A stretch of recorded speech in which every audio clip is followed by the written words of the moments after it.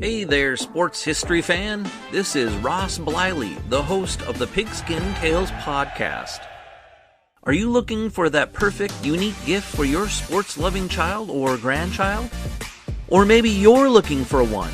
Well, I got something very unique for you. It's a racket. It's the ultimate device for the ultimate fan. It's perfect for any time you need to make some noise. What it is a 7-inch compact megaphone. It's got 8 powerful adjustable LED lights, noisemakers. Plus, you can design it all you want to match your team's colors. So get on out there and let's get loud. Bring a racket to your next game or competition to cheer on your favorite team or athlete. To pick up your racket today, head to myracket.com. That's myraket.com.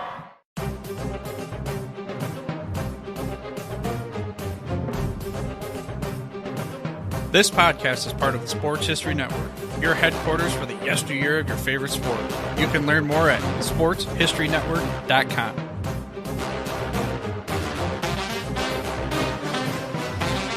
The Rose Bowl. The game that inspired the college football bowl season has a long and storied history.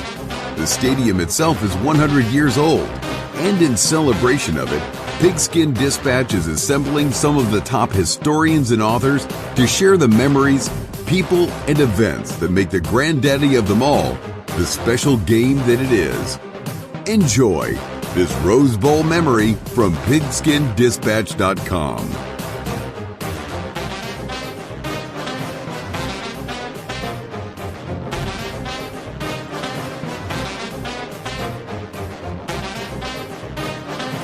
Hello, my football friends. This is Darren Hayes of PigskinDispatch.com. Welcome once again to the Pig Pen, your place for all things great in sports history. And we have a great event today because we're still in Rose Bowl month, and we're celebrating all these great games, great players, great coaches, the 100th anniversary of the stadium that bears the name of the Rose Bowl.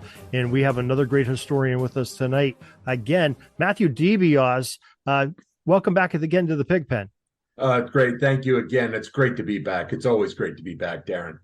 Matthew, we are really enjoying the history you've been sharing with us so far on some of these Rose Bowl games that you picked out. And you have another doozy of one tonight. It's a very historic Rose Bowl game. Yes. And I can't wait to hear you about what you have to say about it.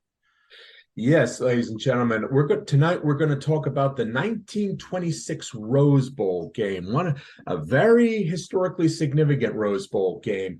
It was the first time that the Alabama Crimson Tide actually played in a college bowl game. It was also the first time that a Southern college football team actually played in Rose Bowl competition. And this game, where the Alabama Crimson Tide took on the Washington Huskies, had enormous ramifications for college football. When Alabama won this game by a very narrow margin, it ignited something in college football. Basically, it sent a message to the rest of America that a new college football power was emerging in the American college football landscape. That Southern colleges, whereas before, not too many people really recognized them. Everyone thought that the true strength was in the Ivy League, in the Northeast, in the Midwest. What we now know as the Big Ten, maybe a few in the West Coast and all that. But now you're seeing new powers emerging in Southern college football, namely the Alabama Crimson Tide, and their victory would inspire other colleges to improve their college football programs. And they would draw inspiration from what Alabama did on January 1st, 1926 in the Rose Bowl there. And not just, adults, it also inspired children, like on that New Year's Day in 1926, because here's another first. It was the first Rose Bowl game that was broadcast on radio nationwide. And in a small little town in Arkansas named Fordyce, Arkansas, a very young boy named Paul Bryant was listening to that game on the radio. And he was so thrilled and so inspired by Alabama's victory that he made a vow to himself that when he became college age, he was going to go to the University of Alabama and play Alabama football for the head coach of the Alabama Crimson Tide. Well, he didn't exactly play for Wallace Wade, who was the head coach of Alabama, because by the time this Paul Bryant got there, Wallace Wade was gone. He was coaching at Duke. But he did fulfill his promise to play at the University of Alabama. And that's why Paul Bryant later became known as Bear Bryant. Very inspirational game on a very well-known legendary coach. So tremendous. Yes, but the seed was planted in that young boy's mind, and wow, what grew out of that small little seed? Yeah, okay. Yeah, and it's ironic that it wasn't even really his playing for Alabama that we remember. It's the coaching and just the strategies that he brought about. So just tremendous. That inspiration, like you said, that small seed really grew a big tree there. That's for sure. Yes. Wallace Wade, who was the head coach of the Alabama Crimson Tide, was the man who literally lifted Alabama football into the major leagues. I mean, if I recall correctly, Alabama football began in 1892, but they weren't really a power. I mean, sometimes they would have some good seasons, but they were not a power. When Wallace Wade took over in the early 1920s, his task, when he was hired by President Denny, after whom Denny Stadium is named in Tuscaloosa, now it's called Denny Bryant Stadium, he was the man who elevated the University of Alabama into a really major college program there. And it wasn't just in academics. He wanted to elevate the football team. And he hired Wallace Wade specifically for that purpose. Okay, I want you to build up this program. And by golly, Wallace Wade did. According to he is featured in my book, Lords of the Gridiron, College Football's Greatest Coaches. And right now I have him ranked 28th on the all-time list, according to my rating system there. He built it up slowly. It took him like 2-3 years, but finally in 1925, he put it all together. The first perfect season in Alabama Crimson Tide history. Great defensive squads. In fact, before they played the Rose Bowl game, they only allowed the opponents to score 7 points total throughout the whole season. All the other games were shutouts. That was his system. Wallace Wade played football at Brown University. In fact, he played in the 16 or 17 Rose Bowl, Brown University versus, I forget who they took on. I think it was Washington or something like that. He was with Fritz Pollard, one of the first early African-American football players in what is now the National Football League. They were teammates together. Yeah, it was Brown and Washington State. Thank you. And he played there. He was a war hero. He served in World War I. He served in the cavalry in World War I. Also, he also fought in World War II. He was in the artillery there. So 2 wars. Yeah, he was a war hero. After the war, he got into coaching first, and I think at the high school level. Then he was an assistant coach at Vanderbilt. People might laugh now, but back during the early 20th century, Vanderbilt was one of the great Southern football teams. They and Georgia Tech were the 2 dominant forces in Southern college football there. He was an assistant coach under Dan McGuigan, who was, of course, an apostle of fielding hurry-up Yost. And again, we go back to what we discussed in previous shows. Wallace Wade was into that punt, pass, and a prayer. You win with your defense. You win with your kicking teams, punting and place kicking there. You always yielded possession of the ball to the opposing team using your either on kickoffs or on punts. Let them make the first mistake, get the turnover, and then get the quick score there, and then defend it to the death there. That was his philosophy. Don't make the mistakes. Rely upon the enemy's mistake and then capitalize instantaneously. And that's what they did. Like I said, before they played the Rose Bowl game, all their 9 wins, 8 were by shutout. And the only time they allowed to score was 7 points. And Wade also, as a personality, this is interesting. He was not the first great Alabama coach to be nicknamed. Bear Bryant was not the only Alabama coach to be nicknamed the Bear. Wallace Wade was nicknamed the Bear before him. And to describe his personality he was absolutely steely-eyed, not a lovable figure. I mean, he was slow to anger, but he was slow to praise. He worked you. I mean, his practice sessions would last all afternoon long, and very little substitutions. He expected every player to play all 60 minutes. I mean, and if you asked out with an injury, that was you actually reduced yourself in his eyes. He expected you to play hurt. I mean, one of his players, Johnny Mack Brown, who later became a Hollywood film star right after this Rose Bowl game was played. He starred in Westerns, actually co-starred with John Wayne in like late 20s, early 30s and all that. Yeah, he was a star. Talked about, he said, he said, I was only like 160 some pounds. He said, I played all 60 minutes and me and my teammates did the same thing. All of us were expected to play all 60 minutes there. Offensive, defense, no exceptions. I mean, he worked you to death. And there wasn't a beating you weren't going to take. Not that I don't think he was violent like that, but, it was a lot of hard work, man. He said, he used to have this attitude. He said, no one ever got hurt on a football field. Yeah, seriously. And wow. he was not one to pat you on the back, but his men revered him. I mean, he was a leader. He was like the Iron Coach. Like the Duke of Wellington was called the Iron Duke. Wallace Wade was the Iron Coach there. And through his will, they had that perfect season and earned that Rose Bowl berth. And in the 5 weeks between their last game and that Rose Bowl game, he worked them hard. No distractions. I mean, he worked them. And then when they finally took the train out to California, by December 28th, total lockdown. No nightlife, no nothing. I mean, iron discipline. And then on that game day, here's the shocker.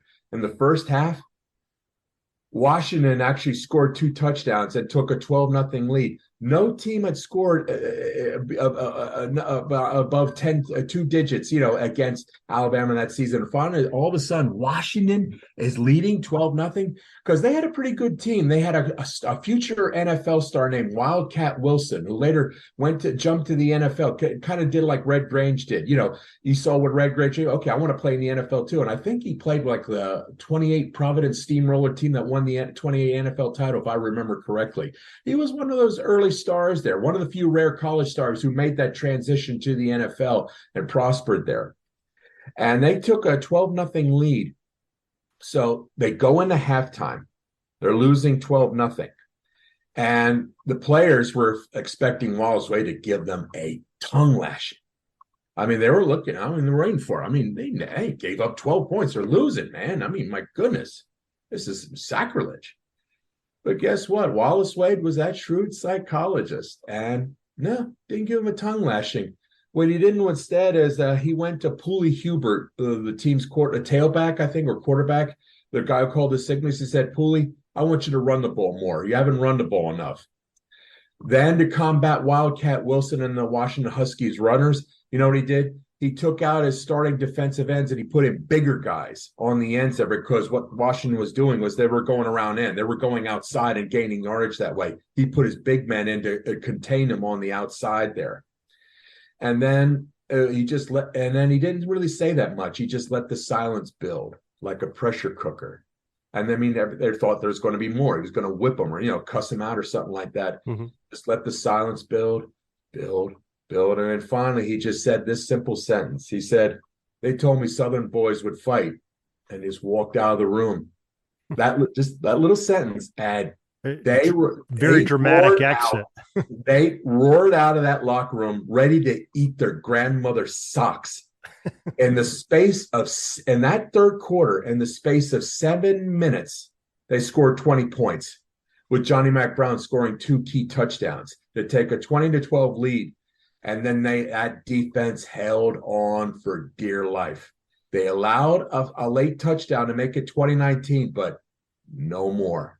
They held, and they won that game. And that, like I said in the beginning, that ignited, lit a flame in the Deep South there. And other Southern colleges took inspiration from that. And they too, like the University of Tennessee, they went out and got future General Bob Neal there, because they too wanted to build up their college football programs. You already had Georgia Tech there. You had Alabama and the other schools. They want to get into the game too. And it really led to the foundation of what later became what we now know as the Southeastern Conference. Back then, there was no SEC. I think it was kind of like the Southern Conference. It was just kind of loose bricks and all that. But by the early 1930s, the SEC was founded, and you're getting a solid foundation of Southern college football. You're getting the revival of Georgia Tech later under Bobby Dodd and all of that. And Wallace Wade would later move on to Duke University with the Duke Blue Devils, and that would start, the seeds of what we now know as the ACC. And you're seeing this domination now. I mean, slowly but surely, the SEC becomes a power, now the leading power in college football today. But it was Wallace Wade who lit that flame, lit that fuse, and created that explosion that ignited the South. Even a distinguished Southern historian, the late C. Van Woodward, one of the most distinguished American historians of all time, who wrote many volumes about the American South, said this was a moment in time. I mean, it was an absolutely inspiration that sparked Southern sports. I mean, you're seeing it's like Texas college high school football. That this too inspired Southern high school football. I mean, the emphasis on that local identity, regional identity, state identity, on all that, and these high schools become breeding grounds of future college football talent and later pro football talent. So it's literally this. It was a classic ripple effect, and that's why this game, lives on in college football memory there. I mean, the fact that it's coupled with radio, the first national radio broadcast there. So the fact that, a young boy in a pig's knuckle town called Fordyce, Arkansas, can be inspired to play Southern college football there.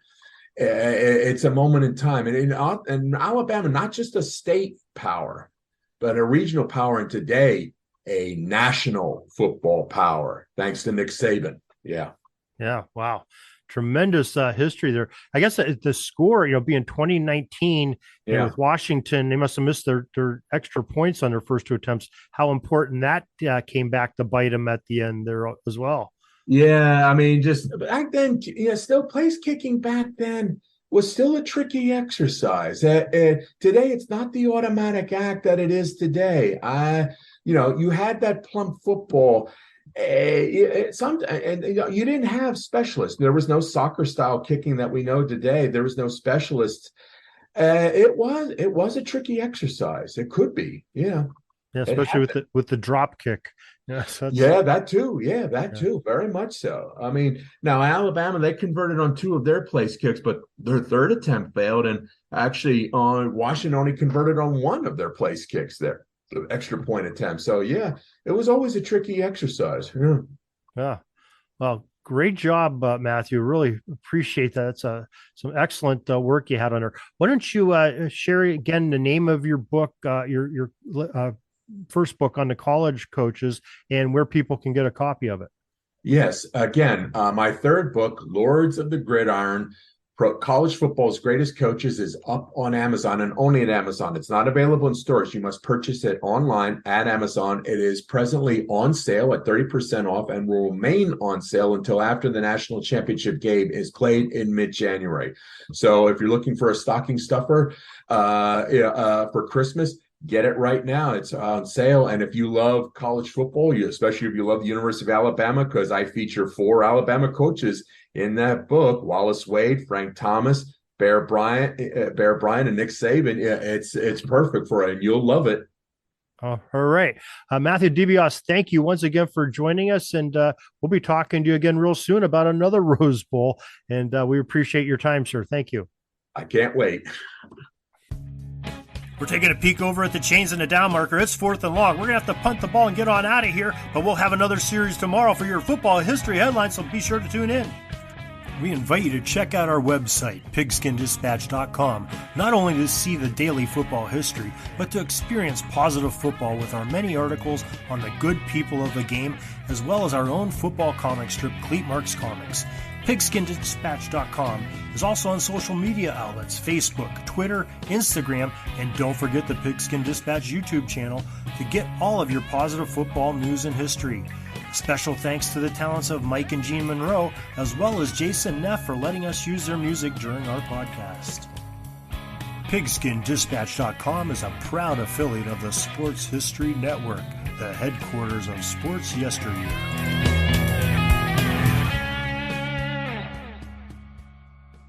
Hello, I'm Joe Ziemba, the host of the podcast When Football Was Football, and I'm pleased to announce that I'm partnering with the Sports History Network to give away 2 copies of my new book, Bears vs. Cardinals, the NFL's Oldest Rivalry, published by McFarland Books.